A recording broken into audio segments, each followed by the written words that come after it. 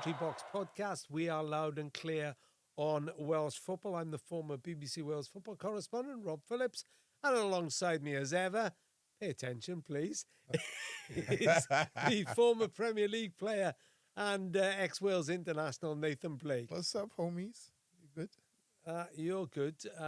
Checking your phone for anything? No, I'm checking my phone for Freedom of the City. Oh, right, okay. More of that to come. We're coming to you from the University of South Wales Atrium, where we brought you with a valued support of the journalism and media courses. As ever, tell your friends we're available on all social media outlets, Instagram, X, Blue Sky, Threads. Watch us on YouTube. Get us wherever you get your usual podcasts, including Spotify. And I've just noticed I dropped water down my on my new jumper or top. So apologies for those watching, but it's fine if you're listening. It's usually gravy. And also, don't forget our two exclusive interviews of the last few weeks. Swansea boss Vitor Matos with Nathan Blake in the home dressing room. You've got to see or listen to that.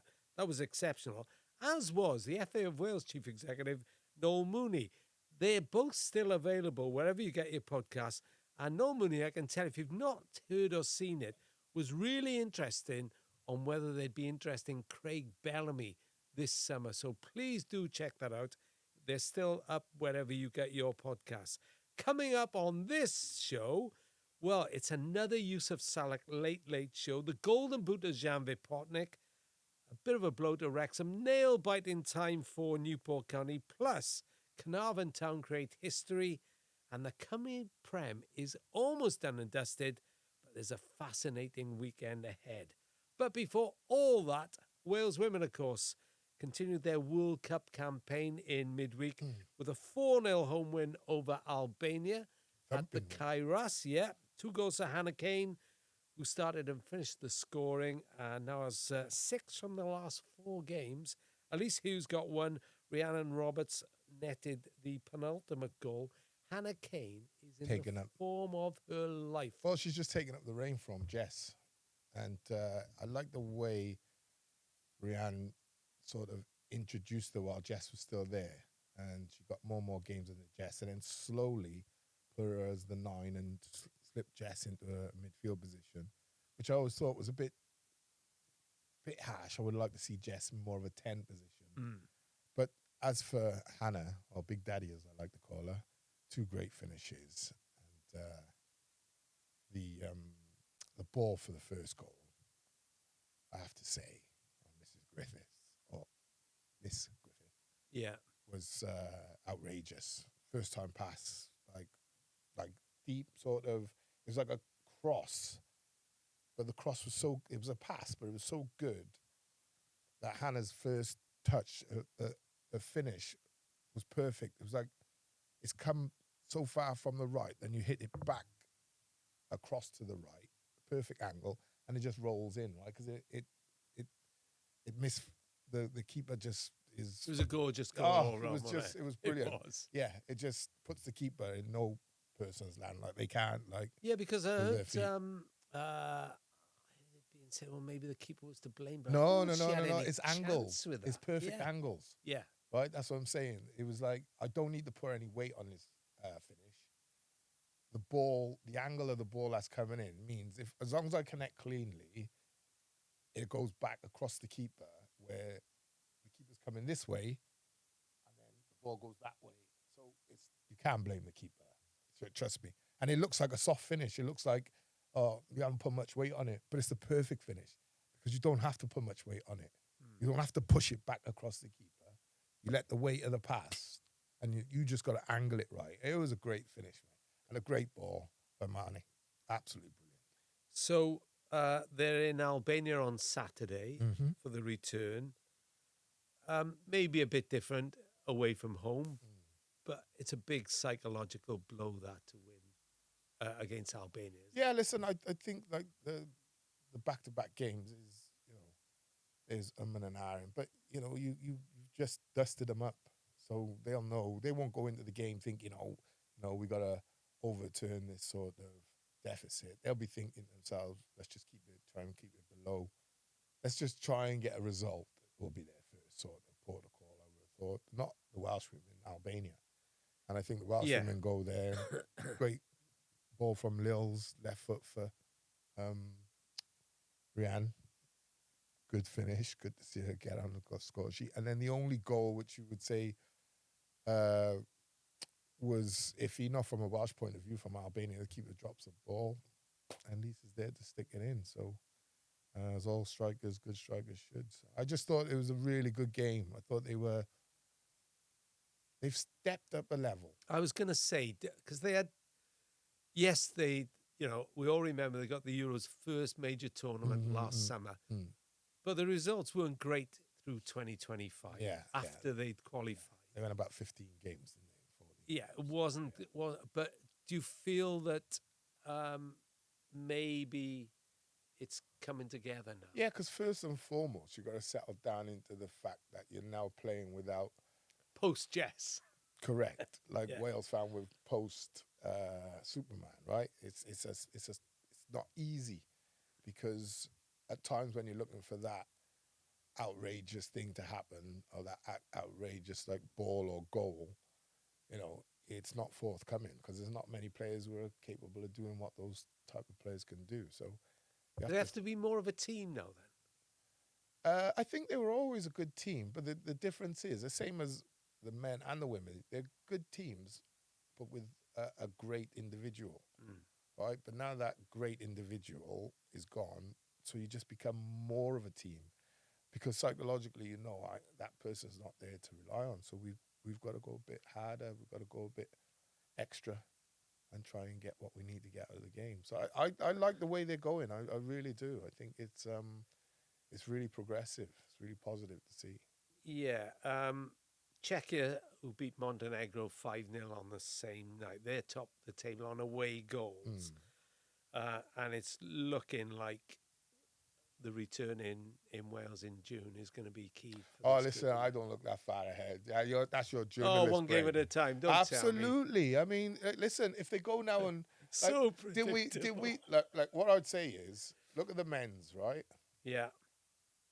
At one point, Belgium went and lost a game that they shouldn't have lost. Right? I think it was to North Macedonia or something like that.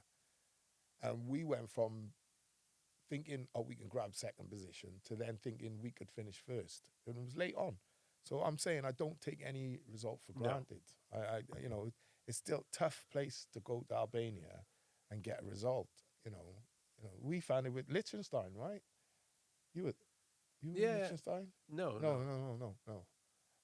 But I'm a home bird now. Yeah, so Liechtenstein was tough. We only nick a 1-0. Going and winning games that you have to win, there's nothing harder to do. When everyone thinks, right, this is a walk in the park. Fans, they don't think walk in the park, but they think, okay, it might be the last 10 minutes you nick 2, or if you start well, you should end up 3 or 4. But it's tough, mate. It's tough, And then when it's not going in, sometimes you're thinking, you hit the post twice, she's missed a sitter, she's put one over the bar, keeper just made a great save, so you think just winning is all that matters. That'll do, yeah, and we'll check that out next week when we're back. And of course, I hope they enjoy their trip to the country where the big star is Norman Wisdom. What are you on about? Norman Wisdom. Is this your ridiculous stats now? Well, I just it's remember like it from when I was there with Wales. It's like being a return back to commentary. Well, I'm just saying, Norman Wisdom, because they're the great dictator, Hosher, I think his name was. He was a huge fan of Norman Wisdom. Norman Wisdom. So Mr. Grimsdale?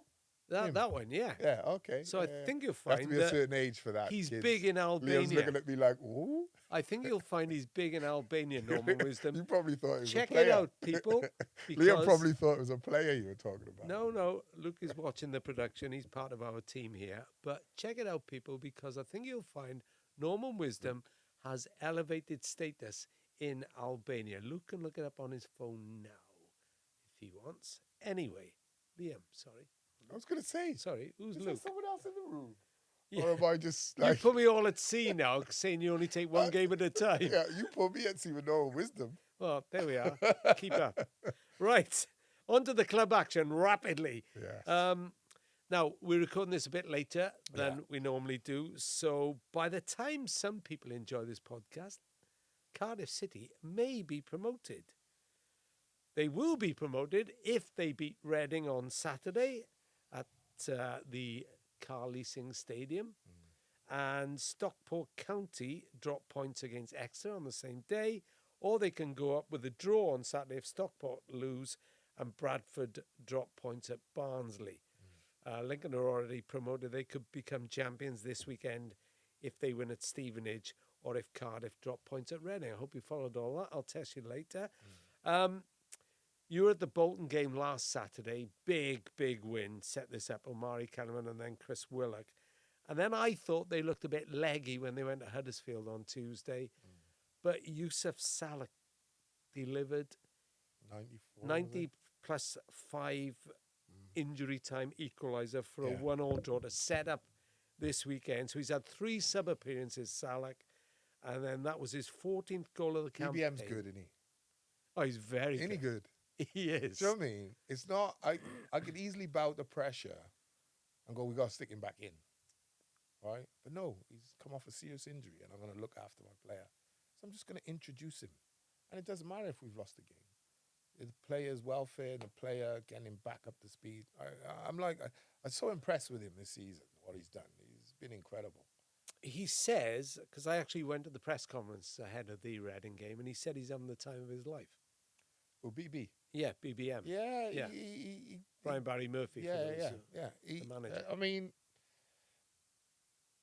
you know, what he's done is like it's. I think today you can, because everything's so instant, accessible, and right, it's easy just to think, oh right, we've got a new manager, we've got a decent squad, and that fits into or equates to promotion, right? But I think if you ask most Cardiff fans or all Cardiff fans, if you've done a survey, maybe do a poll, right? How many Cardiff fans thought you'd come straight back up this season? Because I don't think it'd be as many as what I think it's easy to think it, right?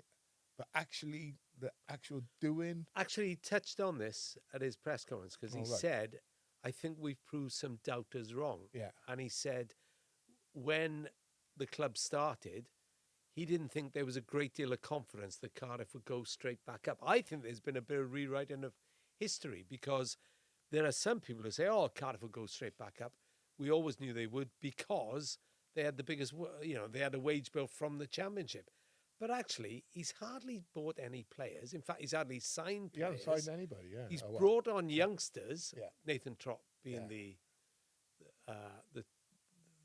leading signing. Yeah. He's brought on youngsters, and he's got the best out of Salak again. And this is something I want to throw at you. Okay.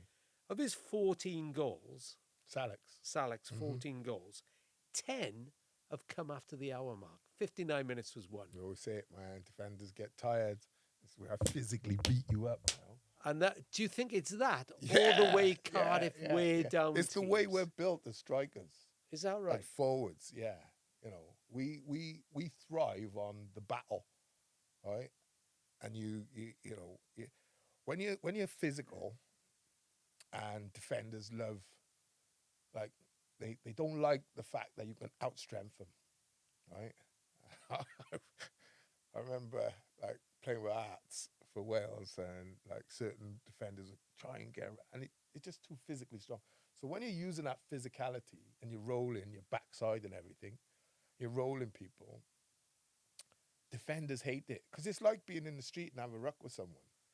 You know, it's literally, they want to outstrength, you want to prove. So what happens is you use up so much energy, right? But as a striker, I don't know why, we've just got this mind that, I know you're going to start to tire 60 odd, 65 minutes. And that's when I come into my own, right? Because whatever my strength is, if I'm quick, I know by 70 minutes, if I push the ball past you, whereas you might have got near it in the first 20 minutes, I know now you're flagging because you've put so much energy in, because I've sapped you. So it's something that strikers do. That's why so many goals are scored. I always say late on in games. I used to get peed when the manager would say like 86 minute, yeah, come off. I was thinking, oh my God. And then your sub mate goes on and And scores. scores. And you've done all the Oh, groundwork. like, yeah. It's like doing all the work, like cleaning the can, and your mate goes and sells it a box to go. Yeah, cheers. You know what That's I mean? quite good for you. Yeah, well, It's his fourth goal after 90 minutes. yeah. And I can think of Stockport away where he got a late winner. Yeah. Huddersfield on Tuesday, Yeah. not a late winner, a late goal. earns points. Earns Yeah. points with Yeah. a late goal. Yeah. I mean, you got to give the team credit as well, right? Because They do weigh you down yeah, and because they have the ball for so long. they have the ball for so long, Yeah. right? And or you look at Salak's game. Remember early on, I was saying like they got to cross the ball more. Yeah. They're not crossing the ball for the guy, and he's a monster in the air, right? But he's also really deceiving. He's physically, you can see strong, but he can shift. Right? So if he rolls you and turns you, he can shift. What I'd say to him is, we had this discussion with Brian, right? On the podcast, Right. yeah. Stop looking for your man. And he does less of that now. Yes, right? So they worked on it. Because I think he said his assistant, Lee Riley, has been working on it. Stop on that searching with for him. Listen, mate, he's going to be coming. All you got to be thinking of is, I need to make sure I'm in line with the ball. Because if I'm in line with the ball, he has to go around me or come through me. Yeah. Right? Simple as that. And you kind of get the wings out ready, and then as soon as you hear him coming near, you just wrap him up, take your touch, whatever it is. But I love him, man. I think he's like, I love strikers who are just, he reminds me of Arts, John Arts. Yeah, he can be quicker than you think, physical, big. He's 6 foot, he's probably 6'3", 6'4", Yusuf. And he's great in the air, and he's cute with his finishing. I really like him, man. But like I say, you've got to give the team credit, and you've got to give the manager credit for how he's managed so many of the players. Well, we'll talk about that again, I'm sure. But it could be a really big weekend for Cardiff. If not, they've got Port Vale on Wednesday. Some fans they've sold out their allocation for Reading, 3,000. I'll be there with Jason Perry in the commentary box, but a lot of fans would rather do it against Port Vale At home. Yeah. That's the, well, you want to see, I mean, I still got the videos on my phone of us and the Warnock. Remember when you asked me that ridiculous question? I didn't ask you that. You did. What was the question? Should they get rid of him? The day he was promoted. I don't think it was me, actually. It was you. You were asked. You were asked. It wasn't me, though. Yeah, you think it was Hunty, do you? Yes, No, Ian Hunt. I think it was. You might be right, actually. Because you've always said that had Cardiff, what Cardiff should have done was say, thank you, Neil. Yeah. You've done a great job, but now we need a coach who can coach in the Premier League. Revert the plan A, but they didn't have a plan A. No. That was the problem. No. That's why I give BBM so much credit, because he's managed to integrate and knot together a club that's been divided for many, many years. Absolutely. Whether you don't like the owner, whether you don't like the chairman, No. whether you don't like certain way we play, whether you don't like the manager, whether you don't like the managerial changes. There was just so much, it's like noise everywhere. And like what he's done is just close it all down. We play a lovely brand of football that our fans love, and we're winning. And touch wood, we're going to get promoted. I think next year is when they go back to the bank. Yeah. Keep it for when they're up. Keep it for when they're up. Yeah. Because we've got to move on to Wrexham. In contrast, they've had a poor time. Lost back-to-back league games for the first time. Yeah. 5-1 thrashing by Southampton, then a 2-0 defeat at Birmingham. Yeah, I mean, there's no shame in losing to Southampton, right? I think it was the manner of the defeat. But I think as well, I said last time, I think you've got to understand that you come into the end of the season, you just mentioned Cardiff look leggy. You will be leggy now. Yeah. It is about a mental thing now. It's like players will understand this. It's like when the manager says to you pre-season, run round the reservoir. You run round the reservoir. He says to you 10 minutes later, you're running back the other way when you're absolutely gone. And then you get back to the other side, and they're 20-minute runs either way. And then he says to you, right, you've got to run back again now as a team, and you just think, I can't. But you do. Yeah. Do you know what I mean? That's what pre-season's all about, is that extra little bit, those last 5 games that might be the difference of your season. Well, I mean, they're still in it. Absolutely, they're not out of it by any stretch of the imagination. Stoke on Sunday. Tuffy. Then they got Oxford away, Coventry away, Middlesbrough home. Well, Well, Coventry will be up by then. Yeah, Coventry will be up. Middlesbrough are stumbling a bit. They always stumble, right? Yeah. Stoke, is it Stoke home or away? I think they are home to Stoke, yes. If it's home, then that's a big sort of feather in Wrexham's cap. That should go in their favour. I'll get someone to do the research next time properly. They are home. I'm just doubting myself. But what I also know is that Phil Parkinson is now got the freedom of Wrexham. Yeah, brilliant. Yeah. So Ryan and Rob already had it through what they've done at that club. Yeah. And now Phil Parkinson's got it. And I don't know what you can do. A friend of mine, right. What you can do, you're right, you can run your sheep through it. You can. But you can't park anywhere. I had that wrong. But I don't know where I got that So we were from. talking about this, just to explain, we were talking about this. Yeah, that's what I was looking before we came on the podcast. That's why he was checking his phone while I was doing all the hard work introducing this podcast. And we were looking what privileges you get for freedom of Wrexham. If you know, please contact us on X or Blue Sky or Threads. You get invited to certain things. I'm sure you do, but like in some places you can take your sheep wherever. I don't know whether Phil I tell you one thing. I don't know if he's got any sheep, if I'm brutally honest. Yeah, but I think you can carry a sword in public or something Can you? like that. I'm sure there's something mad Oh like that. my gosh. Yeah. I'm sure there's something mad like that. You can carry a sword in public. I think it depends which city you're in, really. Oh, well, I thought the UK would be the same. I'm not sure they allow swords these days, if I'm honest. No, but I don't know why you would want to. I don't know why that would be. Well, no. Do you know what I mean, being able to park anywhere, that would be quite good. Yeah. And you get some unsuspected traffic warden book you and say, sorry, freedom of the borough. Yeah. I wish I'd had that in Blackwood a few weeks ago. But a friend of mine, a mucker of mine, we used to play together and against each other when I was a kid. His name's Mark Gibbs. I met him earlier on in the week. Lovely to see him. He moved to the States when he was at Newport. Could have gone to Swansea. Could have gone to Swansea when Newport folded and said to Swansea, nah, it's too far. My word. But you got to understand, he's in the States. This is like the 80s, late 80s, right? So he was like, nah, too far. Yeah. He went to America coaching. Really good coach. Great lad, right?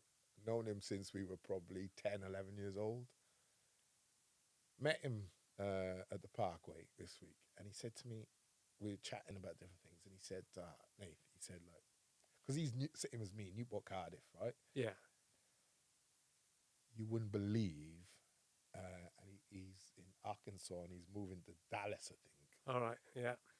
He said, you wouldn't believe the amount of Wrexham caps and shirts you see in America, or in where he is, right? And I'm like, are you serious? He's like, Nath, right?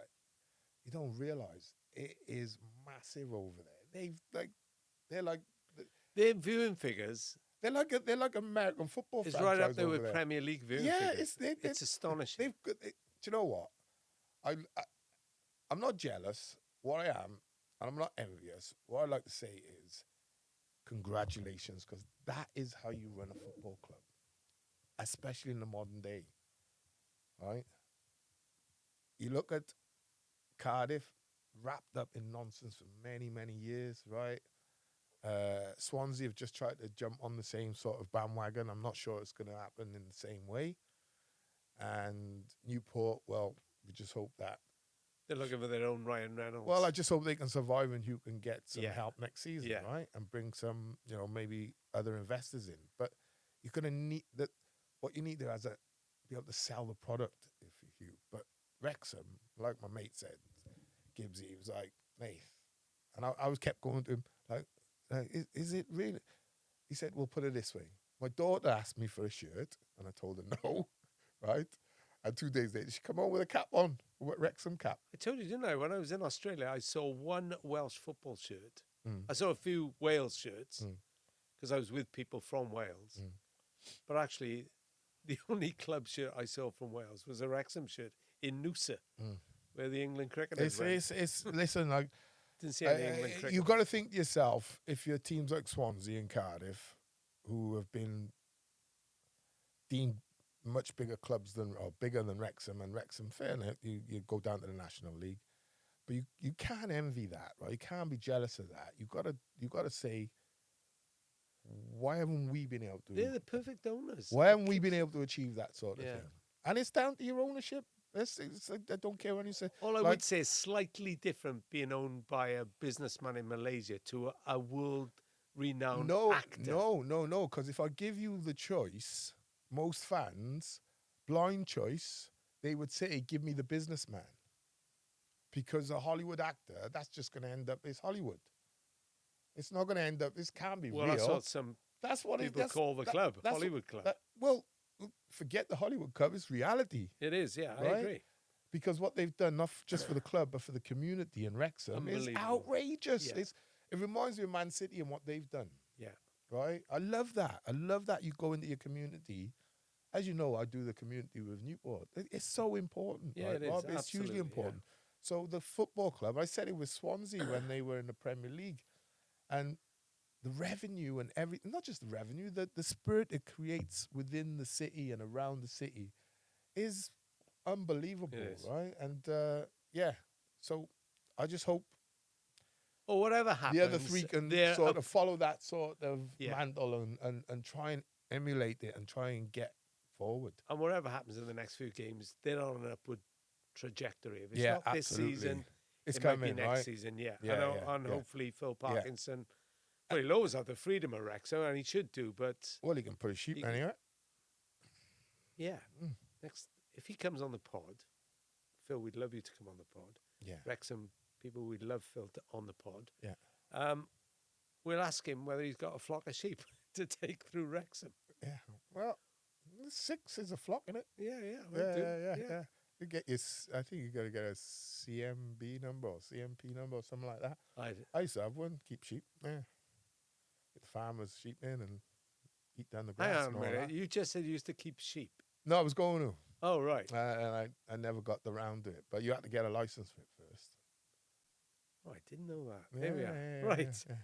Live amongst farmers, my friend. You're listening, believe it or not, or watching a football podcast. The Rob and Blakey Commentary Box podcast. We are loud and clear on Welsh football, but we sometimes stray into Welsh farming. Welsh farming, don't we love it?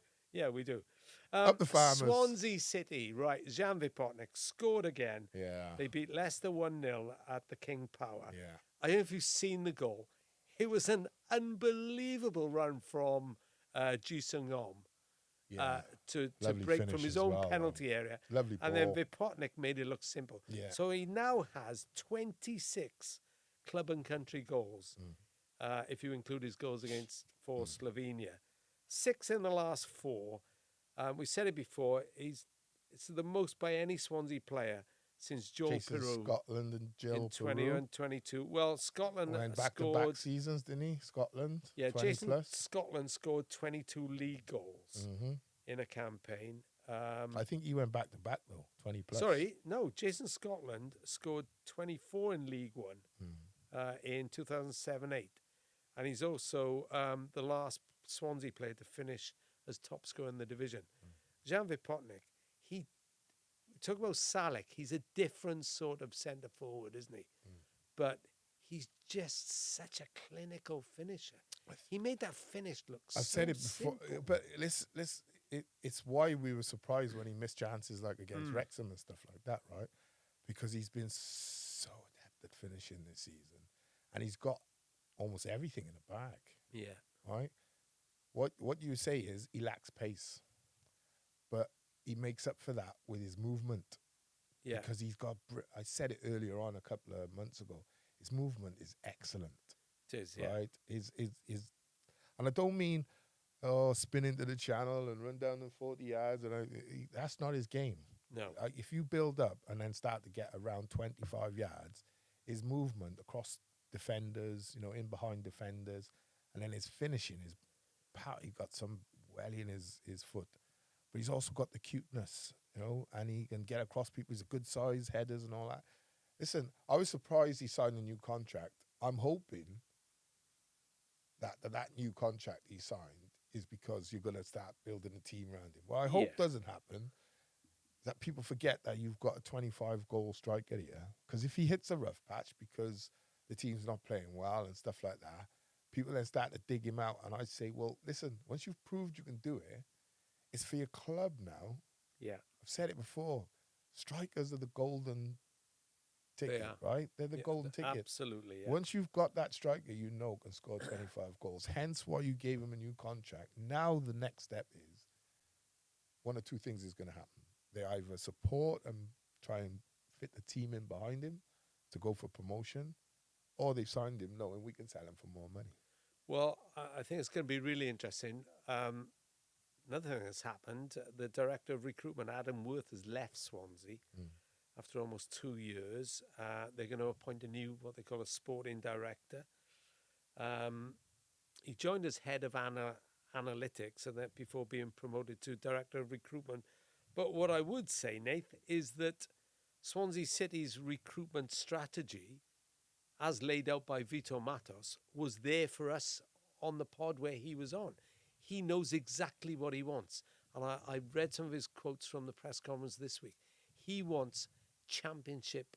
He intimated again, he wants ready-made championship players to come in this summer. It's going to be really interesting to see. So does everybody else. Yeah, they do. But you know what I mean? You got it. Well, yeah, he couldn't have made it more clear. No, he couldn't have made it more clear.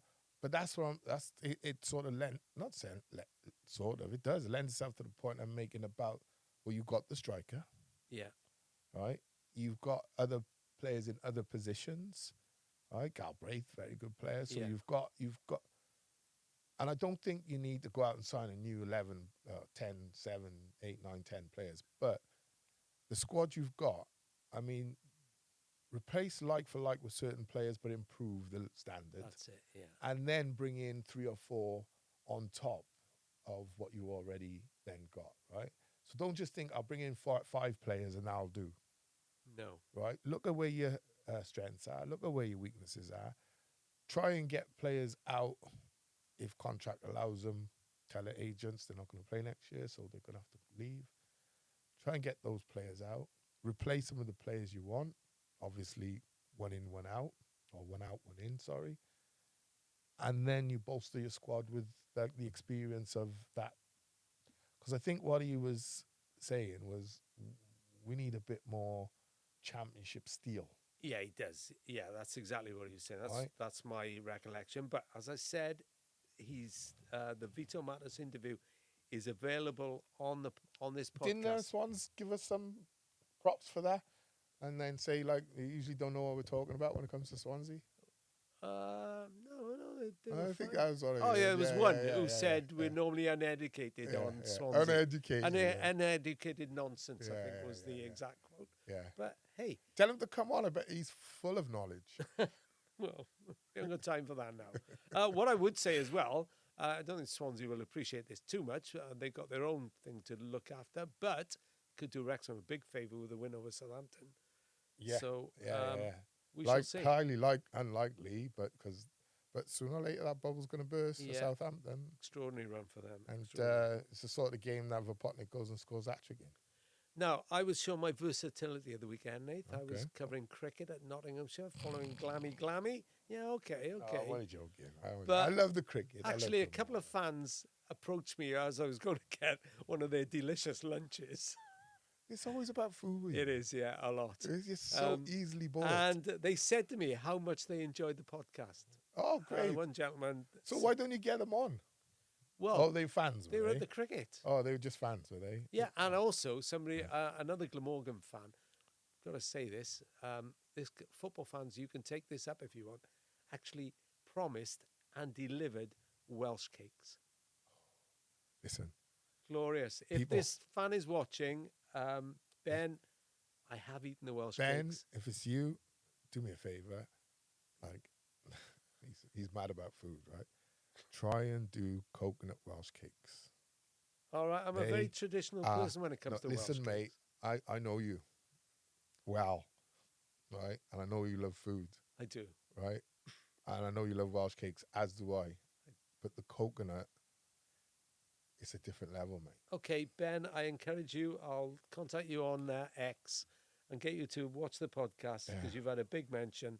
And Or go into Cardiff Market, the Welsh cake. yeah, I do tell people. They are the best. We had a big discussion about Except that for on my the grandmother and my Auntie Sharon, they are the best. second or third day of play. Yeah. But anyway, I I'm was sorry. say I want to say, I haven't. You've never invited me to the cricket. I've never been invited to Glamorgan. I was working. And like in '93, when we were Cardiff, remember when Viv was here? Viv came to our end of season do. That's how I got to know Viv, or Sir Viv. Remember? Yeah, you weren't there. No, I wasn't. So we there. we had our gig in what's the little pub as you go into Sapphire Gardens? There's like a pub on the left-hand side. I know. On the left-hand side. Yeah. I can't remember what it's called now. Yeah. So we had our end of season gig in there. Right. Eddie May, Eddie's proper. He knew everybody. Well, he used to live not far from there. That's where his guest house was. Right. Yeah, we were all in there joking, laughing, and then Viv walked in. Yeah, as you do. And he's like friends with Eddie and Marlene. Yeah. And he stayed. He partied with us for a while, and then got to know him well. Anyway, while I was at the cricket, I was elated that Newport beat Harrogate 2-1. Joe Thomas with an absolute screamer. Yeah. But then you're thinking, great. And then Barrow on Tuesday night score like 3 goals in the last 8 minutes plus added time to beat Oldham, having been behind for a long time in that game. They're a point behind Newport now, are they? So the table is Harrogate bottom on 33 points. Barrow, that was their game in hand 33. on 36. Oh, okay. Then Newport County on 37, Crawley on 37, Tranmere on 37. This weekend, Newport are at Cheltenham. You'll be watching. Barrow kick off at 12:30 Saturday at home to Walsall. Tough. And, of course, what's looming is Barrow v Newport County. It's the last game of the season. Last game of the season. Sam Foley, ex-Newport County. Graham Coughlin, ex-Newport County boss, in charge of Barrow. All Newport can do is keep doing what they did last Saturday. You just got to win your games. Right? Are they third from bottom at the moment, are they? Yeah, they are, yeah. Okay. Yeah. And they're on level points with Crawley, right? Level points with Crawley That's and where Tranmere. that Crawley home game, because they were poor. I've done that game. They were really poor. And even myself and Hugh had a little natter in the car park quickly after that game.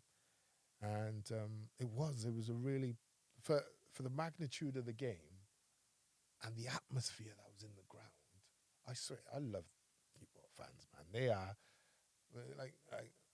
I'm born in Cardiff, raised in Newport, right? Ringland boy. And, I see friends and everything from, they're crazy, man. And their drums going. And it was such a brilliant atmosphere that they brought for the players to say, just perform for the first 10 minutes and we'll carry you over with this atmosphere. Yeah. And they just did not produce. And that's where I think it's results like that which end up biting you in the backside. Listen, I hope and pray they don't go, but it's very that last game of the season is like it could all rest on that. And if it is, then listen, Newport just got to go there. The worrying thing for me is that someone who watched all the Barrow game in midweek said Barrow are playing like Newport were in 2017, the year of the Great Escape. Mark O'Brien's late goal, etc., etc. So we shall see, but listen, Newport, you have to say the results have improved. Definitely, right? Definitely. You know, we at one point, I was saying it, they're gone. They've got a chance and a good chance, but they have to get. They have to. The problem is, if I say they have to get like a major result, like at Cheltenham, they then go and lose at home to Crawley. Do you understand what I'm saying? Yeah. I do. That's why they keep. That's why they're in the position they're three. in. Like it's doing my head in, to be honest with you, right? Because I just think to myself, come on, lads, you know? And it's not. Listen, perform well and lose. I got to take it on the chin. But like Crawley didn't perform. Put it well, in, yeah. Right? You got mad fan base, brilliant fan base. who travel as well. Yeah. I bet you like Cheltenham. I bet you like, and it's up the road, right? I bet you there's a good 500 there Oh, yeah, I would have thought so. on Saturday, Yeah. if not more. Yeah. Right? So they travel all over the country. They go Barrows. Well, that's no been problem. the one constant. Yeah. Because I think, and that's what I say about the importance of a football club to a community. The fans understand, right? Yeah. They've always had a massive affiliation. I just wish, like, the local council and all got behind them more and understood the importance, like I said earlier, about Swansea when they were in the Premier League, the importance of, what a football club can do for the community. If you support Absolutely. it and let it grow, there's not a councillor in Newport who would regret it. No.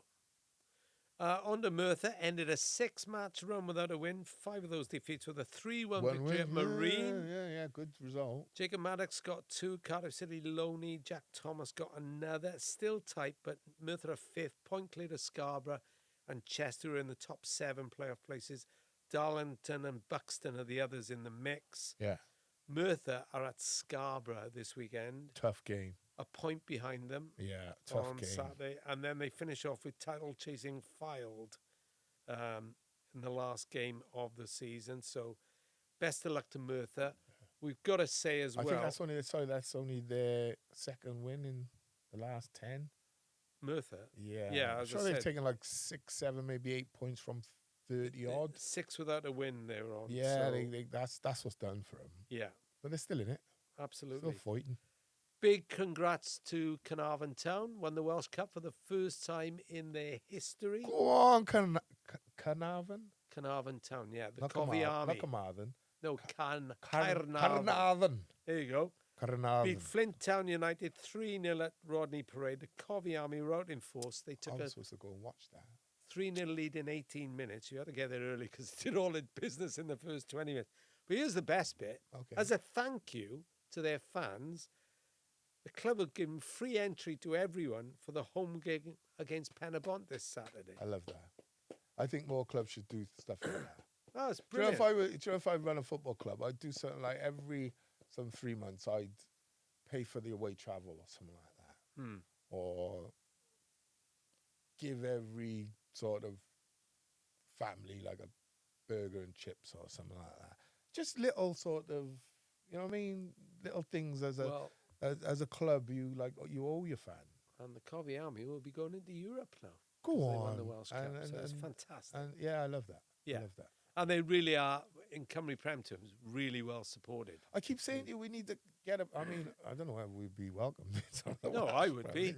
Don't know What are you trying you. to say? Well, you know. Is this a black thing? No, not at all. I'm just saying, I don't upset people as much as you did. What do you mean? I've never played in Caernarfon.